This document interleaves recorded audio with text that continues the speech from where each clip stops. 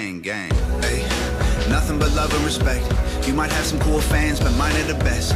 We've been through it all, went to war when duty called. Never left a man behind, we move as one is super strong. I don't want followers, that implies I'm the leader. I'm not the captain, I just gave them something they can believe in. I hold the lamp in the darkness, but they're the light that I needed to see the road that we walk in between the angels and demons. And my fans have my back. Hate us if your feelings don't like facts. And my fans will fight back. Beat you with the keyboard you've been using to write back. I guess we need each other like both sides of the battery. We the army, we the homies, we the gang, we the cavalry. We're brothers and sisters, we hold it down like we gravity. Can't nobody break the bond that made us all family. Me and my fans, we don't care what anybody say. Middle fingers to whoever in the way, man. Me and my fans, we gon' be together till the grave. It's a gang till forever and a day, man. Me and my fans, we don't even trip in the hate. We the I don't give a fuck in our veins, man. Me and my fans, we the hangover gang. Gang, gang, gang, gang, gang.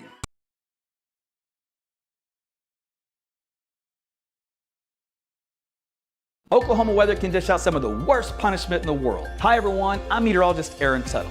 But now you can fight back by installing Class 4 impact-resistant shingles from Ferguson Roof Systems. These shingles can withstand large hail, heavy rain, and hurricane-force winds, all while keeping your home safe and dry. And the best part? This upgrade is completely free for many homeowners. So call today to start reaping the benefits these Class 4 shingles bring, including a discount on home insurance. Only at FergusonRoofSystems.com. Hey everyone, meteorologist Tuttle back with you again. It is about 9:45. I was going to try to get on around 9:30. It just didn't happen. There's too much data to look at. I was having to cut stuff. I mean, I was like, this isn't going to work. I'll be here all night. So I had to kind of limit what I was going to show you, but still bring it. So that's what we're going to do here for tonight. So thanks for joining me. Loading up my phone right here so I can see your comments on Facebook. All right, also you guys, welcome on YouTube. I see several of you have already checked in. Of course, Jim from Mustang is always in the house. And looks like Mary's ready for some snow. So Mary, hang in there. I'm going to show you and give you the good stuff here. And also on the Facebook, I'm going to post this link again. If you'd like to get a direct notification when I do go live from me through Instant Messenger from Facebook, click that link. Now you will have to hit Manage Messages on it. I don't know if you have to hit it every time, but at least every few times, because I stopped hitting it just to test my own workaround, and it will stop sending you notices that I'm going live. So you will have to hit the manage on that and then re-up on it. All right, so that said and done, let's get over the, the minutia and into the other stuff. All right, let me load up this guy here, and let me start you off with this. Okay, so for today, we have some snow that moved into Kansas. Dumped quite a bit of snow, closed some roads up there, western Kansas. Of course, the models had predicted up to around a foot of snow in some of those areas. And then that did cross over the border into North Texas, into northern Oklahoma. And we still have some lingering flurries out here. So this little white thing right here, it's a snowflake reported. So somebody did report that here just moments ago. So this little light reflectivity you see here on the map, that is some very light snow flurry activity. It won't amount to much, if anything, a glorified dusting is about all you can get out of this round. But that's expected. That's just the first taste we talked about. That would move into the state today, late this afternoon and evening. So, but this is not the main show. So just hang in there because there's a lot more to come. So if you're getting some up north and you got a little smile on your face, well, there you go. Okay, so let's go on into the upper levels of the atmosphere. So first to talk about is the jet stream pattern, which does show our little storm system. It's this guy right here. It's going to swing through New Mexico and come right across Red River. And normally that track is perfect for Oklahoma. So you can see how it kind of wraps up there, comes out into the panhandle of Texas, very strong, very tight, very wound up, and then it starts to open back up as a wave as it moves across the Red River Valley and then into Arkansas. It really diminishes. I mean, it is a weakening quickly deal, and that's sad. I would have liked to have held on quite a bit, but hey, it came in strong and it finished weak. There's a lot of things in life that can go along with that slogan. All right, so we're going to do a zoom in here.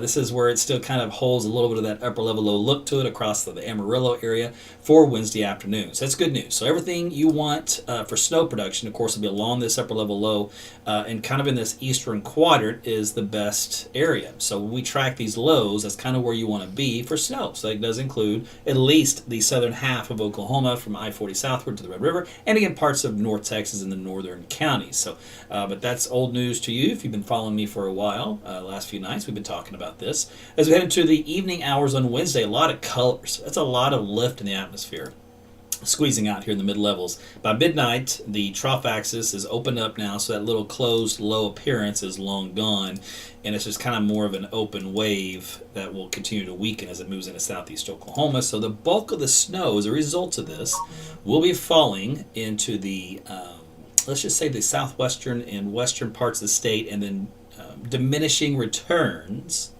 as it moves east. We'll show you the snowfall estimates here, just 2 shakes. Meanwhile, here's a look at how the progression should go. So for tonight, that snow will continue out to the panhandle to tomorrow morning. Start to see some flakes out there in western Oklahoma during the lunchtime hour. So probably some moderate snow out here around Elk City, points southward into southwest Oklahoma toward Childress, back in toward Lubbock, Vernon, Texas, for example. As we head to 3 o'clock in the afternoon, that snow has moved into Oklahoma City and extends from there to probably just about as far north as Enid, and then back down toward Lawton and Wichita Falls, and then again back in toward Childress. And then by 6 o'clock in the evening, that snow band continues to move through central Oklahoma, still kind of trailing back there to the south and west across the Red River. And then by 9 o'clock, you see what's happening here. You see how we had a lot of bright blues, or darker blues out here in the west, and now we're getting a lot more sparse areas. We got a little more gaps in the data. That's just the model showing you that the energy with this, the lift, is diminishing, and therefore the snow amounts and the heavy snowfall rates will also diminish and kind of break up. But needless to say, that's still some snow, though. It's still a good signal for central and eastern Oklahoma for 9 o'clock, and then by midnight, it's pretty much out of the state. Some lingering flurries out here across far southeast Oklahoma. So that is how the timing will break down for the snow. Now, how much? And this is always the fun part of this forecast. It's really good, strong, compact upper low. So you got to be careful, because in the very small areas, some might get a little lucky. And by lucky, I mean 3-4 inches of snow. So the Canadian model really seems to like this area here from just west of Wichita Falls to Childress, all right, in far northwest Texas, those little counties there. But it does pick that 2-inch to 3-inch snowfall rate just across the border. And then it breaks it down to about 1 to 2 inches here across most of western Oklahoma, with about 1 inch to 2 here in central Oklahoma. And a dusting once you get up to about Tulsa, just some flurries. It didn't really have anything for you guys. So it does have the bulk of the activity roughly along the I-35 corridor, and then again this is I-40 right about here, so we'll call it 412, I guess, for measurable stuff out in that region. Now you do notice this is Dallas-Fort Worth, and I'm sorry guys, it was so close. Just not going to quite make it. Okay, so that is a look at the Canadian model. We'll zoom in and we will show you the American model, and which just came in here this evening, so it's hot off the presses. And we'll show you the European model. And everything's kind of finally coming together, which is good, because the models should do this, just so you know. Sometimes in snow events, they differ quite a bit. But we're finally getting some about as good as they're going to get as far as being similar to one another. And again, we want to take home is some of the key elements, which there will be some strong bands of heavier snow. So here in southwest Oklahoma, that's a 3-inch band. It does have a heavier band, though, from Elk City to the north and the east, from there up to about 3 inches. It only has about half an inch to an inch here across the greater Oklahoma City metro area. It does have at least some measurable dusting of snow in Tulsa. It's a little different look than the Canadian. If you notice, it's kind of shifted more that to the north versus to the south. But we're going to end up going with probably the European model for the final outcome. It kind of takes a combination of both of those. And it has the heavier snow out here across western Oklahoma on down south toward Childress. And in here it's got 3 inches in these little blue areas, otherwise 2 inches in this large swath. So it may not quite pick out some of those little bands that might be kind of heavy at times. So it's going to kind of paint more of a broad brush picture of it. But it does have measurable snow at least into the I-35 corridor and stretching up to about Tulsa, close to maybe half an inch just on the west side of town there, out towards Stillwater and Oklahoma City. Well, the range, I'm telling you, it's going to be interesting. The range is anywhere from half an inch to as much as 2. So it's frustrating because the 2 is on the extreme high end, by the way. 2 is on if the stars were aligned just right, we'll get 2. That's an outlier. Just like if the stars are aligned horribly, then you're going to get a dusting, which will less than half an inch. So those 2 outliers you can probably discount. So it's going to be the falling in between. And snow forecasting is very difficult anyway to get the exact amount because there will be a little bit of melting. But the European is very excited about the event. This is its ensemble run. If we pick each panel and we nudge the model different directions, they all say snow. So it's not like it's a question if it's going to happen or not. It's definitely a certainty. It's just the final outcome as far as how much it falls. As far as a winter storm impact, it's on the minor side, so it should not be a big deal. I guess in theory you can have some slick roads for a while the snow's coming down, bridges and overpasses, kind of a thing. The winds will not be that strong at all.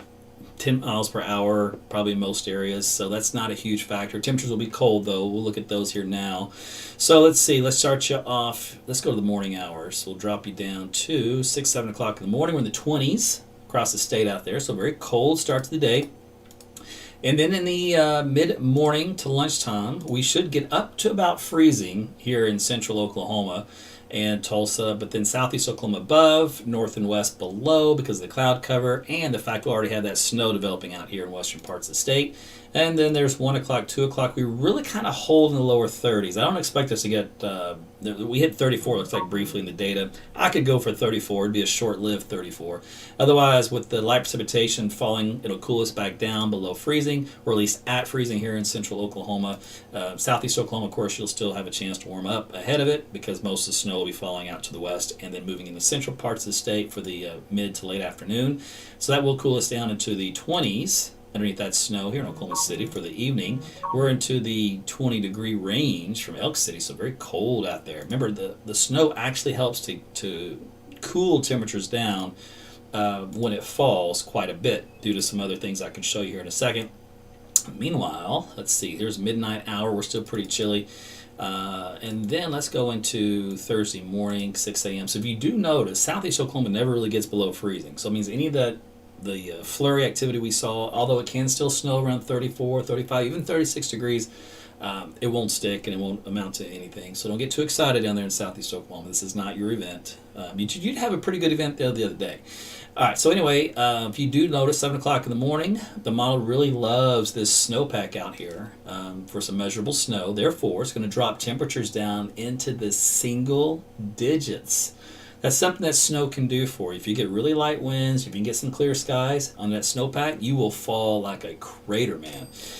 So that's where the coldest snow is. And look, even in the afternoon when it tries to rebound, actually it's not even the afternoon, so it's still the morning, but you can see the difference in the outline of temperatures out here. That's just where the model seems to favor the most significant amounts of snow, 2 to 3 plus inches.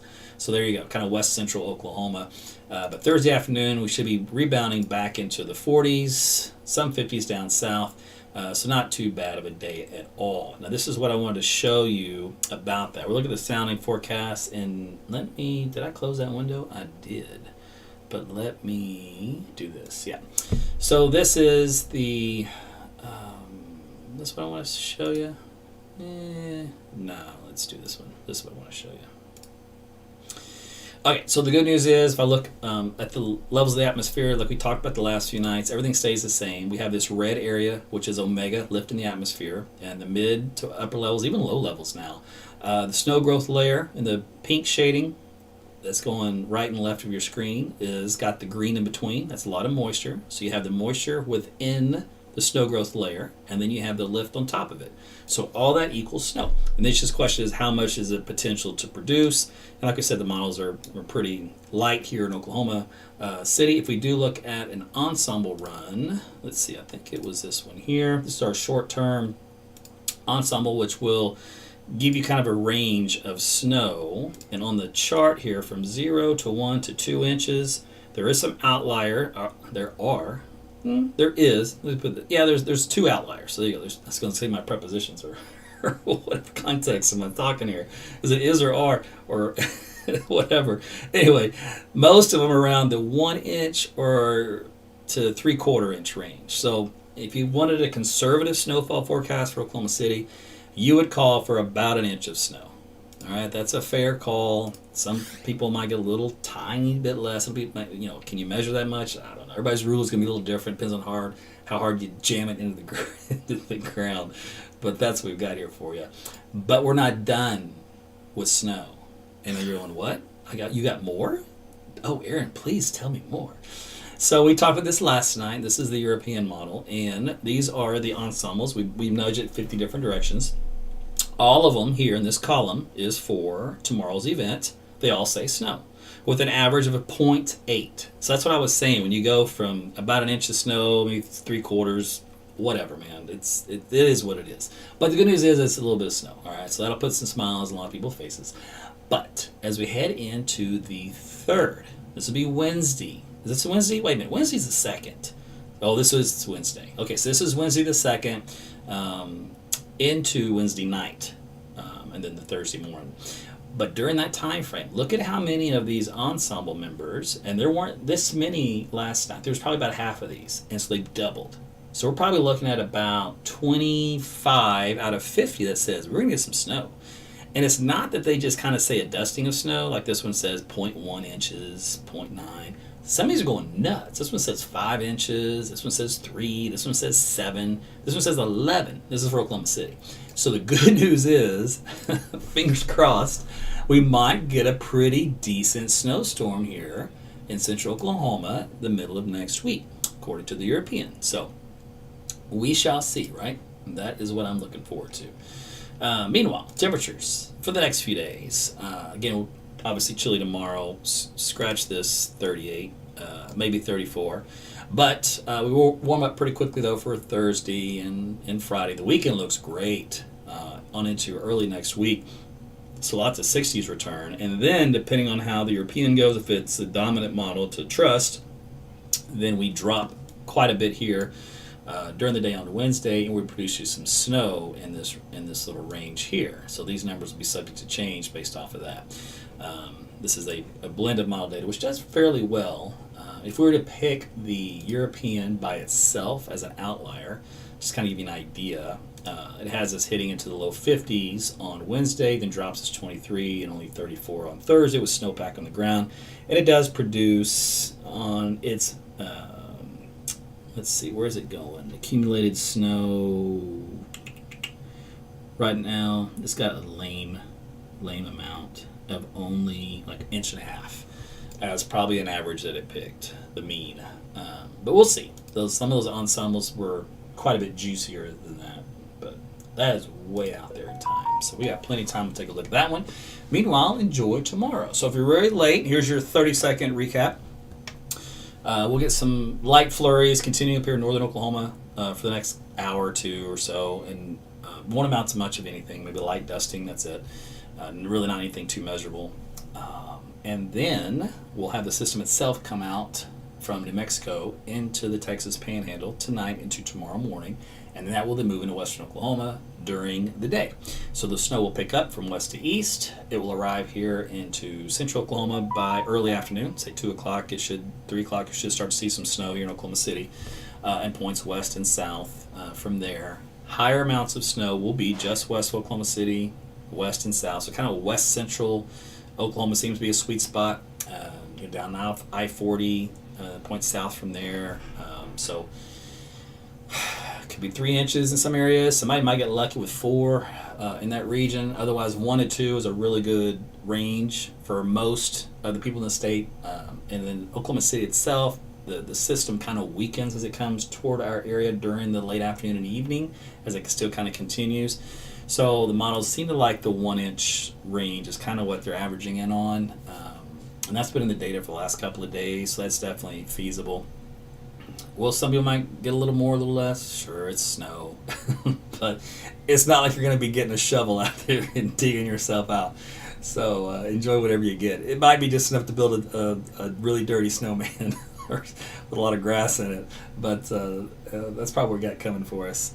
And then we'll see what happens for next week if we have a little system that comes in the middle of next week, which might be pretty decent. Again, if the European is onto it. And it does fairly well in the wintertime for winter storm events for Oklahoma. So it's got a pretty good track record. It's not perfect.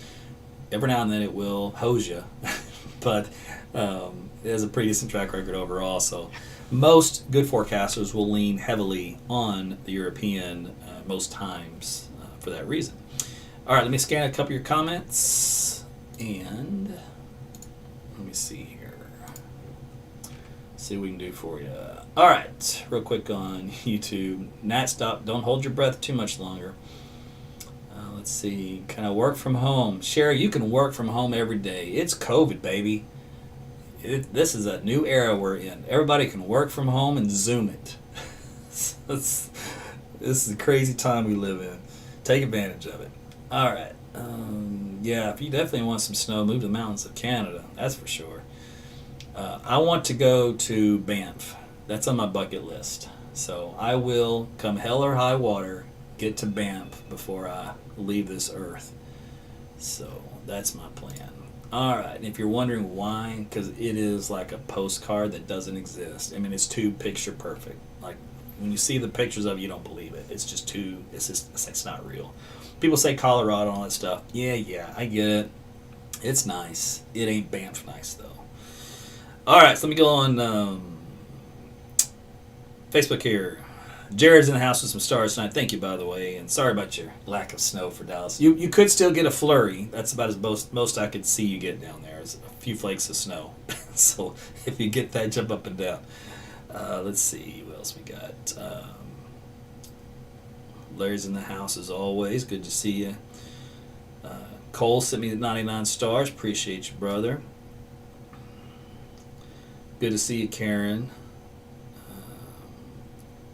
Ron, I've never had a clicker, but always got notified. I know, but it does change at some point. So if you're going to use my little link there that I put in the comments, you'll have to do that. Melissa's in the house with some stars. Amy and Mitch, thank you. Let's see. Sarah's in the house of stars. Thank you. Yes, Nate, you're going to get some snow down there in Lawton, so congratulations. Southwest Oklahoma in general is going to get some good snow. Let's see. Everybody digs the Europeans in the wintertime, Jared, that's for sure. Yeah, you're going to have... Now, if there's a problem with milk and bread and eggs... It won't be from the snow. It's going to be from the COVID, from the world, the economy, the truckers, the everything else you fill in the blank. I don't want to get depressed here, so we'll just leave it at that. Amber's in the house, though, with 1,200 stars. Thank you, Amber. Costa Rica.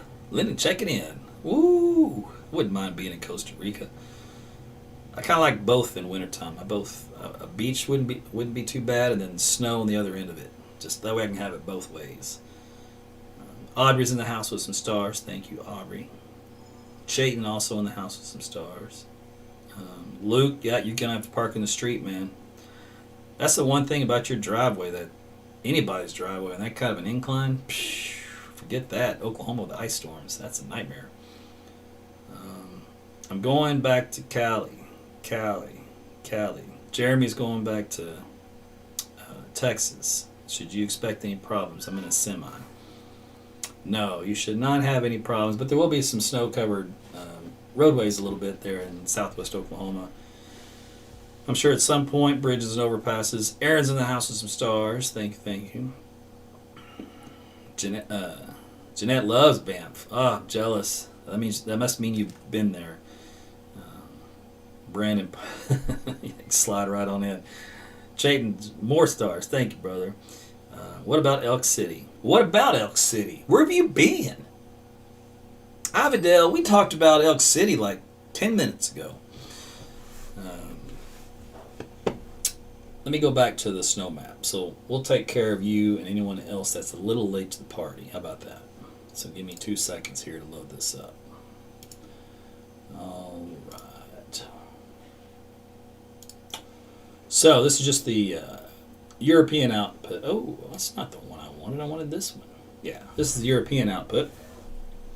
Did I pick the right one? Yeah, I did. Okay, so if you notice, out here in Elk City, you're just about 3 inches of snow. And it's about 3 inches of snow between you and Canadian County, stretching into the west side of the Oklahoma City metro area, about 2 inches, sneaking on in there. And then by the time it gets to the metro, it's like a hard line in the sand. It like gets to the I-44 corridor, it drops from 1 inch down to probably less than an inch once you get too far east of that boundary.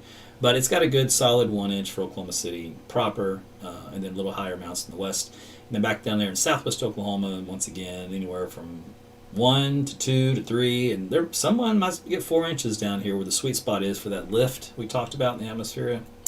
Sometimes that can happen, but it's a small area, as you can see. So this isn't that big of a snowstorm. It's just a very small, compact, potent one.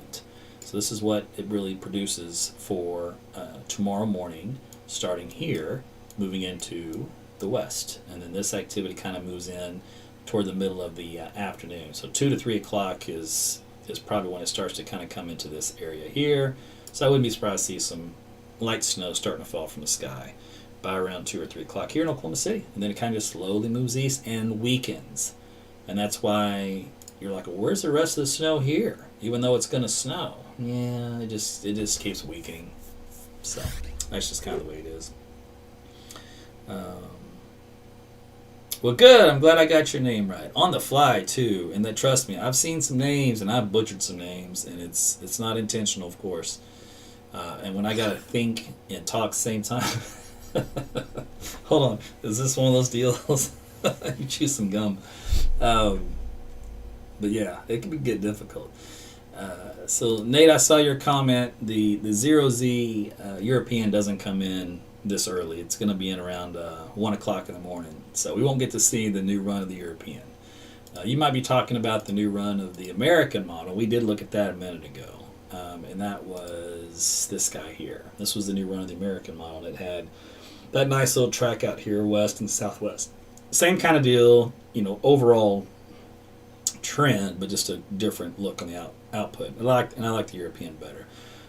What I will do is go to next week. Does it go out far enough? Probably doesn't go out far enough. What day is this? Nah, it's Monday. So the new data hasn't come out to cover the storm for next week to see if it sees what the European is seeing. And our broadcast is going to end here in a few seconds, so we won't get to see that tonight. But maybe tomorrow. I think that was it from me. I want to thank all of you for tuning in tonight and getting a check on the weather. I appreciate you and your support, whether you do it from just liking, sharing, telling people about ATU's weather, through social media, word of mouth, or if you get like a hoodie like this. So I've got a AT's weather hoodie you can get. You can look at the description on this video and that'll show you where you can pick one of those up. Or just join as a Facebook fan, subscriber. You can do that on Patreon, Facebook, YouTube. So there's various options there to help get back to me as a creator. And then that way I keep creating more content for you. So it's kind of neat, when I did all this So I started Facebook 2010. And then I started broadcasting live 2014 for this kind of thing. Prior to that, I did some storm chasing live, I think, a couple of times when it was in its infancy. But it really wasn't until 2022. So 2020, of all things, really COVID that year, was really when social media companies finally decided to allow creators to make some type of revenue for all the work they put in, which was, I'm like, hello, where have you guys been? But at the time, I didn't do it for that reason anyway, so it didn't really bother me. I mean, I've been doing it since 2014. That's a long time. But then once they open up those opportunities, I'm like, well, that's great. I mean, that helps me because I can buy more equipment, I can update stuff, upgrade things, that kind of deal. And still pay myself back for robbing my retirement to build a studio in my home. So it all worked out. But anyway, so now many content creators do this. What I do in general, just as far as providing content through this type of a platform medium, I do it on YouTube, Facebook, Twitter, and then also on Gab. And Gab TV will start live here soon. And then so they all have subscription models or advertising or whatever to kind of help, I think, get back to creators, kind of keep it going, because they know, without creators, there's not a lot out there other than just, like what it used to be, which is this, you and me posting our doggy pictures or getting in some argument over politics. Well, that only gets you so far. Then that gets old, right? So you have to have some more stuff. So we are original content, so to speak. So we're kind of like the Netflix of social media internet. You've got so many content creators out there now producing whatever, from podcasts to live things like what I'm doing to a lot of gaming. And of course, most of that's going to be on Twitch, but a lot of gamers out there that do this kind of stuff, they just sit at home in their mom's basement. I say that in jest because that's the way it used to be, but now there's professional gamers that actually do this for like a lot of money, like way more money than I could ever make, which is just crazy to think about. And then the gaming itself is nowhere near what it was back when I went through that whole era, because that was in my generation. We invented the gaming, so it took off since then. So now the millennials have it and they're going nuts with it. But good for them. So that's a neat deal, and I've got some coworkers that still get into that stuff with their kids, so it's fun. But anyway, so I take advantage of the different platforms to reach as many people as I can for my weather brand, AT's Weather, and we do a little bit of this. We do some fireside chats, and we talk about the weather. And I'm at a platform where I can give a little bit more detailed discussions on what's coming and why. And it's weird because the issue with me is I understand your time is short, right? Now, back in 2014, there wasn't many of me out there, very few. So I kind of had the floor, so to speak, which means you didn't have anything to watch. There was no competition, so you just sat there and watched. And so I had a lot more views and then a lot more time in which you would watch. Now, and I have to adjust with how the environment changes. Now there's a ton of me out there. Everybody's doing internet weather. So, which is funny. It was a slang. Just so you don't know this from you guys from the beginning, you've known it. I was so a couple of the local weather people here in town threw an insult my direction and called me the internet meteorologist, like it was a beneath them category of, oh, he's just an internet meteorologist. Don't pay any attention. Which is hysterical and very petty, I might add. Now, I took the high road. I didn't say anything, but I used the internet meteorologist against them to say, thanks for that. I appreciate that. I am the internet meteorologist. You're right. I am the only one. Thank you. It was great. So I ran with that for several years. And then guess what? Now they're all the internet meteorologists. And all of a sudden it's not a slang term anymore. It's the thing to do. I'm like, it was a thing to do back in 2014. Y'all are late to the party. But anyway, so that's kind of where we are. So it's a fast-changing environment or space, you want to call it. So I'm constantly having to adjust, think ahead, what comes next, and then roll with the changes. And that included, the most recent was multiple platforms. So it was just Facebook, remember that, and then YouTube. Now there's so many, and there's a lot of alternate platforms, and it would have been fine if like Twitter, Facebook, or whatever behaved and they didn't start canceling people and shutting off their pages. Once they did that, right or wrong, I don't care. I don't care about all that. I'm a content creator. I'm trying to reach you. Right or wrong, it caused everybody just to scatter like cockroaches to different places. And I'm just like, no! How am I going to reach everybody when there's 10 different platforms now that everybody's running to try to figure out which one's the next MySpace, Facebook, whatever. And I'm just like, oh, it's so draining because I can only, I only got so much bandwidth. and I can only press so many buttons. And I'm already doing 3 lives on different platforms. I'm going to do the 4th, and that's it. I mean, but there's so many more out there, and people say, are you going to go on this one? Are you going to go on that one? I'm just like, I just can't do it. There's too many. So it's kind of like we're in the process. We have to wait for the dust to settle to see where all this finally settles out. And at some point, I think people gravitate toward 1 or 2 more big platforms. And maybe it'll just be, competition, one versus the other. Maybe one will absorb the other one. They'll buy them out. I don't know. So that's a few years away probably, but that environment, the space keeps changing pretty rapidly. So I have to kind of go with the punches, go with the flow, to try to reach as many people as possible. So if you see my different platforms, doesn't mean that I like one over another. It just means there's a large group of people there, and I'd like to reach them with my weather content. So that's why I do it. So. But I gotta draw the line somewhere. Y'all just gotta quit running around. Just pick a spot and stay there. Let me think. Anything else? Yeah, actually, Timothy, I think MySpace is still around. Somebody said that the other day. That it's still up. I haven't checked it. Hold on a second. Let me do something. This is just for fun.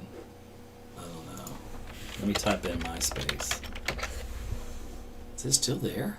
Featured content on MySpace. This is MySpace. That thing's still up and running. Is anybody on MySpace? How are they even surviving? This is ridiculous. Did I miss something here? Did it come back? Oh, I gotta go look into now what the deal is with MySpace. Honestly, I thought that thing died in 2010. I didn't know it was still alive. Anyway, so there you go. MySpace still kicking. I'm not going to MySpace. I'm not doing weather on MySpace. Thought about doing it on Rumble. They did turn on live broadcasts finally, but I'm not sure. Because here's the issue that I have with any alternate media platforms, and this is the main reason why I picked Gab. And this is frustrating because even it applies to me, and so that's how I know this is all true, because I have to deal with it too. Luckily, my content is not controversial. All right, it's just weather, so I get to fly under the radar of the censors. But I do have an app, a free app, AT's Weather to Go, Apple, Google Play. Now, it is on Apple, and it is on Google Play. What does that mean? That means I have to abide by their terms of service. And their terms of service is ridiculous. My website, AaronTuttleWeather.com, is integrated into my app, which is then on the app stores. And they will be so nitpicky. They will go and search my website and find something the way it's stated, words, like say, for example, donating, and they will throw a fit, and they will take my app off until I remove the word donating. I mean, that's how meticulous they are. So I get the whole thing. If you have an app at all on those two platforms, which where else are you going to put your app, right? That's it. Those are the two game changers that cropped up. Well, you got to play by the rules. So any thing like Parler or Rumble, who's another popular one? Oh, Getter. Any of those, all right, just from having an app on the store alone, they're controlled, all right? So it's not free speech, as you would call it. They're going to tell you that, but it's not really, because they have to answer like I did to the cronies on the other end that makes demands. And that's why Gab was different, because they tried to pull that with Gab, and Gab said, I'm going to give you a finger. You can pick which one, and we're out. Peace. And so that of course hurt them, because now they don't have that platform for an app, so they had to kind of back off the app idea, but then they had to rebuild everything internally, and they did it all servers that they own in-house. So no cloud servers, because once you get a cloud server, well, guess what? You're on Amazon. I'm on Amazon as a cloud server, but again, I'm okay because I'm just weather. But if you're anything that's controversial, anything that has to do with free speech, you got to answer to Amazon. Hence the Parler issue. So same thing. So Parler, they came back and they said we're still free speech, blah blah. Nah, they're not. Getter, no, that dude. He was on an interview with Tim Pool. Tim Pool, oh my gosh, in 30 seconds allowed him to destroy himself and his entire platform, saying that they're not free speech and they will ban whoever. So there went that whole free speech alternative deal. I've never seen a CEO crash and burn his own platform in 30 seconds, but he did it. So that, he had a flood of exodus out of that because of it. And of course they went to Gab. Gab says, here's our rules, and he holds up the Constitution. He goes, if it's in this Constitution, that's our rules. So I'm like, hey, I'm on board. So they don't have to be controlled anyway by outside interference or influence. So that's one of the reasons I picked that platform. Plus, it's a Christian platform, so I like that too. Now, you don't have to be a Christian, obviously, but the guy's a Christian, and he built it off of those principles, so that was good. So I like that. Yeah, so if you're out there hunting for an alternate media platform, I got news for you. It's a dirty game. And you got to make the deal with the devil, and so all of them have done it. Now, Rumble, for example, they're trying to undo it. All right, so now they're building their servers in house to get off of the Amazon deal, right?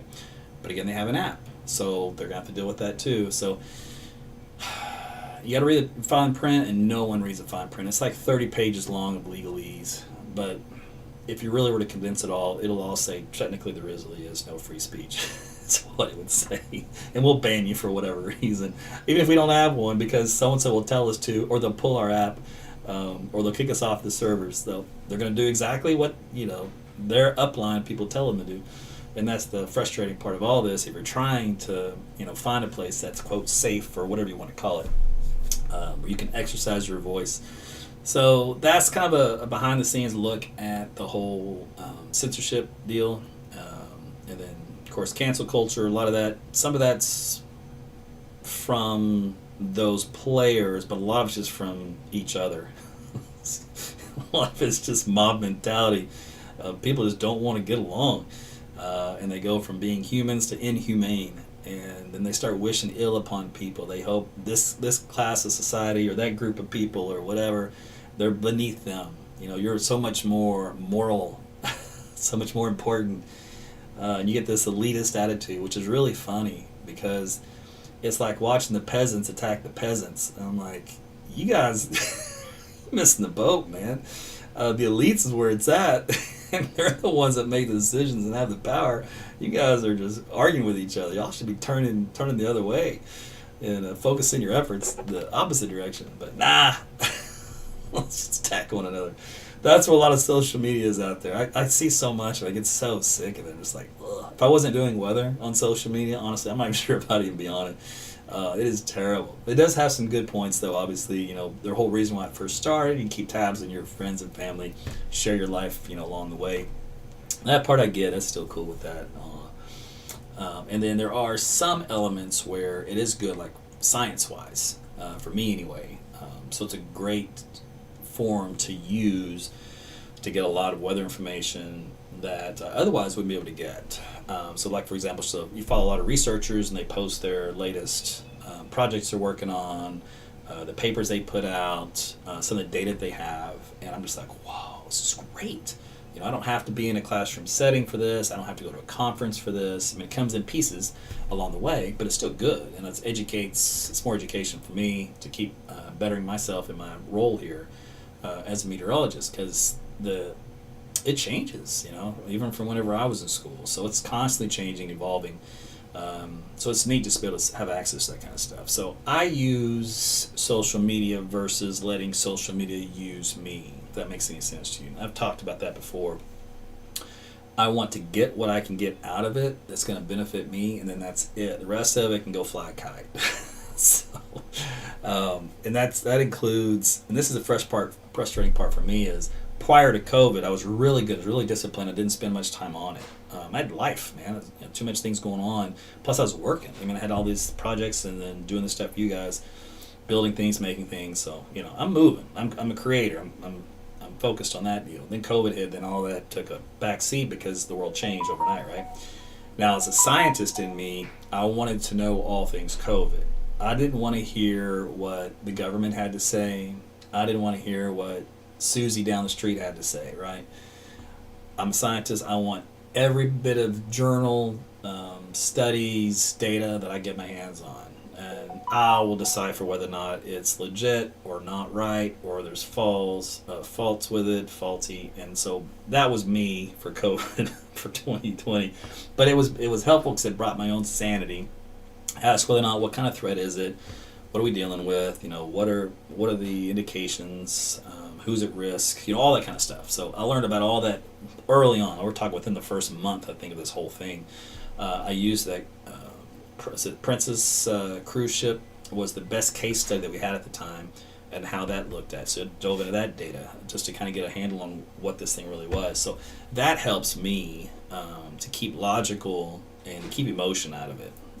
So that way I can stay non-biased and I can just digest it. And then I can parse all that information, then share it. So like on Twitter, I would share a lot of that on Twitter.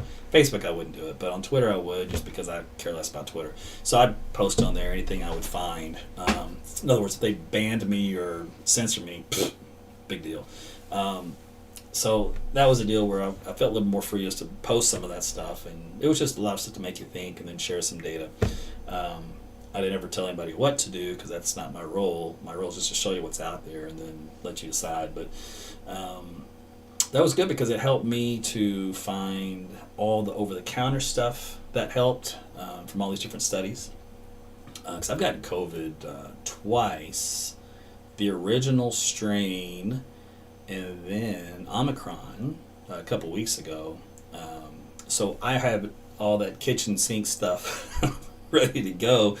So, and because of that, and my health, I think, just being in the gym and eating right, all that worked in my favor. But if I hadn't used, social media in that way to learn all that stuff, I may have had a different outcome. So in that aspect, it benefited me. And then I would share that information to the followers, so that would benefit some of you as to, hey, research shows this works, this works, this one may not work, that kind of deal. So it's really interesting what they're able to find. And they're learning more about how the human body works when it comes to fighting viruses, and then what kind of key components that you would have never thought of play a huge role. And one of the recent ones that came out last year was melatonin.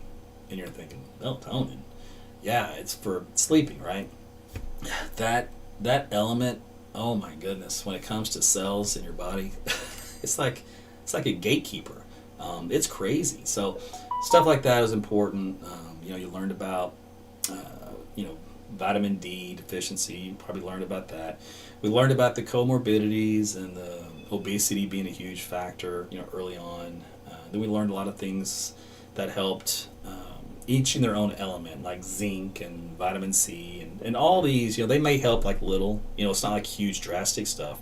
But when they help little by little by little, and you combine them all, you get a synergistic effect. So that kind of helps you fight off the illness. But that's really all we're trying to do, right? You want a therapeutic medicine cabinet, just like you want a cold. You reach for the NyQuil and the Vicks, right? If you have just a standard cold, well, okay, so I got a COVID virus or whatever version or variant or whatever. Okay, what am I reach for? Well, I got this, and this. Here we go. It's the same thing, so it's not like it's anything unusual. It's just a lot more different items that you can take. And one of the ones was Benadryl and lactoferrin. So Benadryl, they found out, worked months ago. I forget, it all runs together. It may have been a year ago now. But lactoferrin was more recent, and that's what you find in milk. But don't drink a bunch of milk, just go buy the lactoferrin. But the two of those are synergistic and combining to help. I think it was like a 90 or 99% elimination of the virus ability to replicate. And I was like, whoa, that's huge, right? So wouldn't you want to know that? So I want to know it. So anyway, so that's kind of an example of how I use social media in the last 2 years or year and a half to kind of better me and make sure I was doing okay, and then I can share that with the followers.